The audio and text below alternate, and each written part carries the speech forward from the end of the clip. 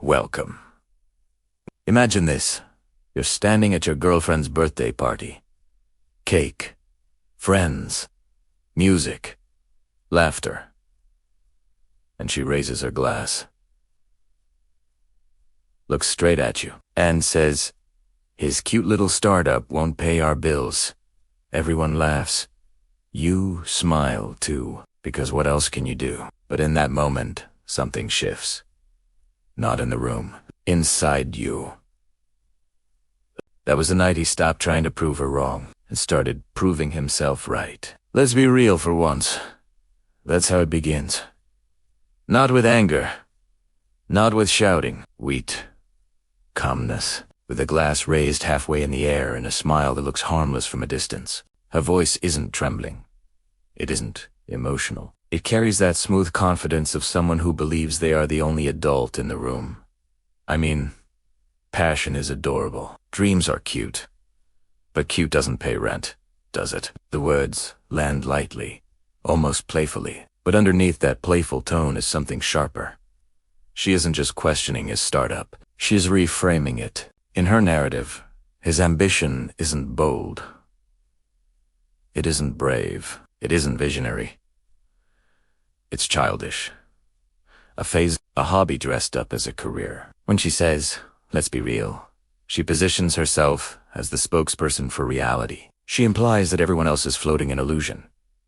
That optimism is naive. That belief without immediate results is immaturity. Her realism becomes a badge of superiority. In her mind, she isn't being cruel. She's being practical. She likely tells herself that someone has to say the uncomfortable truth. Someone has to protect the future. Someone has to think about stability. And she sees herself as that someone. But realism, in her tone, isn't neutral. It's dismissive. It assumes that what can't yet be measured in monthly income has no value. It reduces vision to numbers. It treats growth as irrelevant unless it's instant. She doesn't acknowledge the sleepless nights, the risk, the courage it takes to build something from nothing. Instead, she filters it through a single metric: present financial output. Her laughter softens the blow. That's what makes it more cutting. If she were angry, it would feel like conflict. But she isn't angry. She's amused, as if the idea of him making it belongs in the same category as childhood fantasies. She believes she's evolved past that stage. She has likely chosen predictability, a steady paycheck, structured promotions, a clear ladder to climb. And from where she stands, his startup looks like uncertainty, and uncertainty feels irresponsible. So when she says, "Let's be real," what she's really saying is, let's stop pretending this is impressive. Let's stop romanticizing struggle. Let's stop acting like potential equals results. Her realism is rooted in fear, though she would never admit that publicly. Fear of instability, fear of falling behind her peers, fear of explaining to family why her partner isn't settled, fear of attaching her future to something that might fail. But instead of saying, "I'm scared," she says, "I'm practical." Instead of saying, "I don't know if I can handle uncertainty," she says, "This won't work." There's a subtle power dynamic in the way she frames it. She isn't asking questions. She isn't expressing concern. She's declaring a verdict. And when you declare something as reality, you close the door to debate. After all, who argues with reality? In that moment, she transforms ambition into embarrassment. His project becomes a punchline. His effort becomes a risk she's tired of tolerating. And because it's said publicly, it carries social weight. The room's laughter validates her perspective. It makes her feel even more justified. She likely believes she's helping him wake up, that this moment might push him toward something serious, something conventional, something safe. In her worldview, success is something you secure first, then you dream later. Stability first, passion second. What she doesn't see is that for some people, passion is the path to stability. That every stable company once looked like a cute little startup. That every successful founder once had someone questioning their sanity. Her realism draws a clear line between dreaming and adulthood. In her mind, adulthood means sacrifice, but specifically sacrificing risk, sacrificing unpredictability, sacrificing ambition if it threatens comfort. And perhaps the most painful part isn't the words themselves. It's the implication that belief in something bigger is foolish. That trying, even without guarantees, is embarrassing. That measured progress is invisible unless it's immediately profitable. Her tone suggests finality, as if the future has already been decided. As if the outcome is obvious. As if the story is already written. But realism is often just perspective frozen in the present. It doesn't account for momentum. It doesn't measure resilience. It doesn't see the long game. She believes she's standing on solid ground. She believes she's protecting herself from disappointment, and in doing so, she reduces something brave into something trivial. Let's be real. 3 words that sound grounded, sensible, mature. 3 words that can either anchor a relationship in truth or quietly suffocate someone else's belief in themselves. Because sometimes what we call realism is just fear dressed up as wisdom. I need stability, not vibes. She says it with a composed smile, like she's explaining something obvious to someone who just refuses to grow up.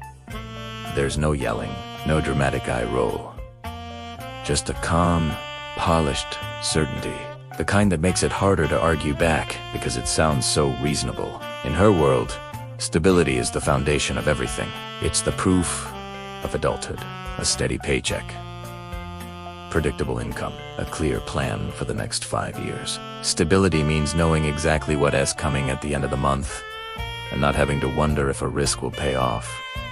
It's structure, it's routine, it's security, and vibes, in the way she says it, reduces his entire startup to a mood, to late-night brainstorming sessions, to coffee-fueled optimism, to motivational quotes shared at 2 a.m., to the kind of energy that feels exciting but intangible. When she calls it vibes, she strips it of seriousness. She turns strategy into fantasy. She doesn't see investor pitches, market research, or calculated risks. She sees uncertainty. She sees fluctuation. She sees a future she can't control. And control, to her, equals safety. When she says she needs stability, she's not just talking about money. She's talking about predictability. She wants to know that the life she is building one T collapsed because of one bad quarter. She wants reassurance that her lifestyle won't depend on something fragile. In her mind, startups are fragile. Corporate structures are solid. She probably compares him to other men in her circle. The ones with promotions, benefits, retirement plans. The ones whose salaries are easy to explain at family gatherings. She sees their structured paths and feels validated. That is what responsible looks like. That is what grown looks like. His path doesn't come with guarantees. It comes with ambition and uncertainty tied together. And uncertainty feels like a threat. So she says she needs stability. But what she means is she needs evidence. Tangible, consistent proof. She doesn't want to wait for potential. She wants results now. She doesn't want to gamble on possibility. She wants confirmation. There's also a subtle judgment hidden in that sentence. I need stability. Not vibes implies that what he's offering isn't substantial. That what he's building lacks weight. That passion without immediate income is empty energy. She equates effort with outcome. If the outcome isn't visible yet, the effort doesn't count. If the revenue isn't consistent, the vision isn't credible. In her calculus, time spent without guaranteed return is wasted time. But startups rarely look stable in the beginning. They look messy. They look uncertain. They require faith before they produce proof. And faith makes her uncomfortable. Her tone suggests she has already decided what qualifies as success. A title, a fixed income, a steady climb. Anything outside that framework feels irresponsible. She doesn't admire the risk. She questions it. And perhaps part of her frustration comes from feeling excluded from control. A startup can't promise her the exact timeline of security. It can't promise that next year will look like this year. It can't give her a neat projection she can emotionally settle into. So, she dismisses it. Calling it vibes is easier than admitting she's afraid of instability. It's easier than saying she worries about tying her future to something unpredictable. It's easier than confessing that she doesn't know how to be patient with long-term vision. In her mind, love isn't enough to override financial anxiety. Chemistry isn't enough to compensate for inconsistent income. She doesn't want to build from scratch. She wants to move into something already built. There's a generational undertone in her thinking. Many are taught that success means minimizing risk, that the safe route is the smart route. That struggle should be temporary and quickly resolved. So when she sees prolonged effort without visible payoff, she interprets it as failure rather than process. Her words are controlled, but they create distance. Because when someone reduces your dream to vibes, they're not just criticizing your business model, they're questioning your judgment, your priorities, your maturi. She believes she's setting a standard. She believes she's communicating her expectations clearly, and in a way, she is. She is saying she wants to anchor her life to something that doesn't already look solid. But stability is often the result of sustained instability. The companies she admires once existed in chaos. The executives she respects once faced uncertainty. The comfort she desires was built on someone else's risk. Still, she doesn't romanticize that part. She only values the finished product. When she says she needs stability, she's drawing a boundary around her tolerance for risk. She's defining love through the lens of financial predictability. She's choosing comfort over possibility, and in doing so, she turns his ambition into something lightweight in her narrative. Something atmospheric. Something that feels good, but doesn't to hold weight. To her, stability is proof of seriousness. To him, the startup is the path to it, but she doesn't see the path. She only sees the present. Everyone here knows I'm right. She doesn't raise her voice when she says it. She doesn't need to. The power of the statement isn't in its volume, it's in its confidence. It's in the way she casually scans the room, as if silently collecting agreement before anyone has even responded. Come on, guys. We all thought it. Someone had to say it. That's the moment the criticism shifts from personal doubt to public verdict. She's no longer just expressing her concern. She's recruiting the audience. She's turning a private tension into a shared conclusion. There's a certain strategy in that move. When you imply that everyone agrees, you isolate the one person who doesn't. You make them feel outnumbered before they even defend themselves. It's subtle social pressure, disguised as humor. The room may not have actually been thinking it. Some might have admired his risk. Some might have respected the courage it takes to build something from nothing. But by declaring collective agreement, she shapes the narrative. She frames the laughter as validation. And laughter, in a public setting, is powerful. It turns discomfort into entertainment. It softens the cruelty of the comment while amplifying its impact. If people laugh, it must be harmless. If people laugh, it must be true. She hides behind that laughter. Because if it is just her opinion, it can be debated. But if it's everyone's opinion, it feels like reality. And no one wants to argue against reality in a room full of witnesses. This is where the mockery stings the most. Not because of the words themselves, but because of the stage she chooses. A birthday party. Friends gathered. Music playing. A moment meant to celebrate her. Instead, it becomes a platform to spotlight his shortcomings. She likely tells herself it's just a joke, that he's being too sensitive if he takes it seriously, that couples tease each other all the time.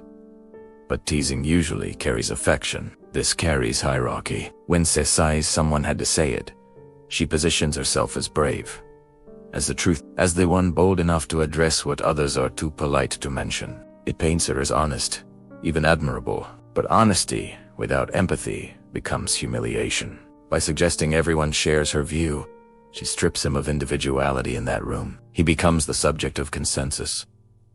The example, the cautionary tale. And even if only a few people chuckle, the sound echoes louder in his mind. Public criticism hits differently than private doubt. In private, there's space for conversation, for vulnerability, for nuance. In public, it becomes spectacle, and spectacle rarely leaves room for dignity. There's also an underlying need for validation in her statement.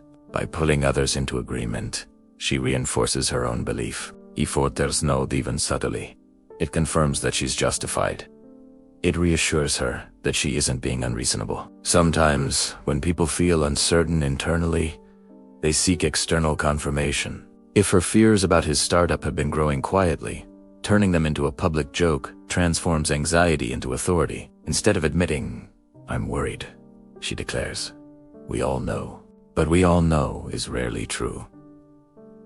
It's a projection. a way to solidify a perspective by crowdsourcing support in real time. The social dynamic shifts instantly. He's no longer just her partner in that moment. He's the guy with the cute little startup everyone's evaluating. Even if no one explicitly judges him, the suggestion lingers. And the most painful part is the forced smile he might wear in response, because defending yourself in that setting risks looking defensive, sensitive, unable to take a joke, so he laughs along, even as something tightens inside. She may not see that tightening. She may interpret his smile as confirmation that it's harmless, but silence in public doesn't equal agreement. Sometimes it's by saying, "Everyone here knows," she removes the intimacy of the issue. It's no longer a conversation between two people navigating different risk tolerances. It becomes a public measurement of worth. There's a kind of performance happening. She's not just speaking to him, she's speaking to the room, reinforcing her image as practical, grounded, forward-thinking, distancing herself from what she frames as naivety, and in that performance, she subtly separates herself from him. She aligns with the crowd, with a safe majority, with a conventional mindset. He becomes the outlier. It's easier to mock ambition when you're backed by perceived consensus. It feels safer to criticize when others might nod along. But consensus built on laughter isn't necessarily truth. It's momentary alignment. What she may not realize is that public doubt can plant private resolve. That embarrassment can turn into determination. That the very moment meant to diminish can become a turning point. But in that instant, what matters is the shift in energy. The room feels slightly different. The air a little heavier. A celebration briefly redirected into commentary, and whether everyone truly agreed or not becomes irrelevant. Because what lingers isn't their opinions. It is the feeling of standing alone in a crowd that was told it already made up its mind. Love doesn't cover expenses. She says it like it's wisdom. Like it's something everyone eventually learns. Her tone isn't dramatic. It's composed, almost instructional, as if she is gently reminding him of a universal truth he has been too distracted to accept. Support doesn't show up in the bank account at the end of the month. On the surface, she isn't wrong. Bills are real. Rent is real. Groceries, utilities, responsibilities. They don't disappear because two people care about each other. There's logic in her words. Practicality. And that practicality makes her argument hard to dismiss outright. But the weight of her statement lies in what it reduces. When she says love doesn't cover expenses, she's narrowing the value of a relationship to its financial output. She's measuring partnership by deposits and withdrawals. Tangible numbers become the ultimate proof of worth. In her mind, adulthood means understanding that emotions are secondary to economics. Feelings are important, but only after stability is secured. Romance is meaningful, but don't leave. It is supported by consistent income. Affection is beautiful, but it cannot substitute financial security. So she frames the situation like an equation. Income equals contribution. Contribution equals value. If the startup isn't generating enough money yet, then the contribution feels insufficient. And if contribution feels insufficient, doubt begins to creep in. What she may not realize is that she's equating temporary financial fluctuation with permanent inadequacy. A startup's early stage often demands reinvestment, sacrifice, and delayed gratification. But delayed gratification doesn't align with her timeline. She wants visible progress now. There's also an emotional undercurrent beneath her logic. Financial instability can feel deeply threatening. It can trigger fears about the future, about dependence, about being stuck. When she says love doesn't pay the bills, she might be expressing a fear of scarcity, a fear of struggling, a fear of watching peers move ahead while she waits for potential to materialize. Instead of saying, "I'm scared we won't be okay," she says, "Love isn't enough." The difference matters, because allowing a partnership often fuels perseverance. It sustains late nights, supports risk-taking, and softens setbacks. It's the reason many founders keep going when profits aren't immediate. Emotional backing doesn't show up as currency, but it creates the environment where growth becomes possible. Yet she dismisses that intangible contribution. To her, emotional encouragement without financial return feels incomplete, almost naive. She wants to see security in spreadsheets, not in promises. Her statement subtly shifts the definition of partnership. Instead of two people building together through uncertain phases, it becomes a transactional balance. Who is bringing what? Who is providing more? Who is carrying the weight? And when love is reframed as insufficient, something changes. It suggests that affection alone can't justify patience. That commitment has conditions tied to income stability. It's not that she doesn't care. It's that she prioritizes certainty. She likely envisions a life with comfort, travel, a home, freedom from financial stress. She associates those comforts with safety and achievement. If the startup delays that comfort, she interprets it as risk rather than investment. But the irony is that many stable futures are born from unstable beginnings. The salary she admires in others may have once been preceded by years of uncertainty. The security she desires might require exactly the kind of persistence she's questioning. When she says love doesn't cover expenses, she's drawing a boundary around how long she's willing to wait. She's communicating that emotional fulfillment isn't enough to offset financial unpredictability. She's asking for tangible proof that the vision will translate into measurable success. There's also pride involved. She may not want to feel like she's carrying more financial weights. Even if she isn't, the perception of imbalance can be uncomfortable. Society often ties self-worth to earning power. If a partner's income feels unstable, it may create subtle anxiety about status, how they're perceived by friends, family, peers. So she leans on practicality, on numbers, on logic. But relationships are rarely sustained by numbers alone. They're sustained by shared belief during uncertain chapters, by mutual trust that current struggle isn't permanent, by the understanding that value isn't always immediate. Her words suggest she sees the startup as a liability rather than a long-term asset, as a burden rather than a foundation in progress. And when she verbalizes that in such a definitive way, it can feel like she's placing a deadline on belief. Love doesn't cover expenses. It becomes more than a statement about money. It becomes a signal that emotional support has limits, that patience has conditions, that partnership is contingent upon financial milestones. She isn't wrong about the reality of bills, but she may be overlooking the reality that ambition, when nurtured rather than dismissed, often transforms into the very stability she's demanding. In that moment, her practicality overshadows empathy. Her logic outweighs encouragement, and the subtle message underneath her words becomes clear. Until the numbers improve, love alone won't be enough to keep up. If her partner's startup delays that visible progress, she interprets it as an obstacle to the life she believes. Dreams look small before they look unstoppable. Every empire once looked uncertain. Every success story once turns into reality.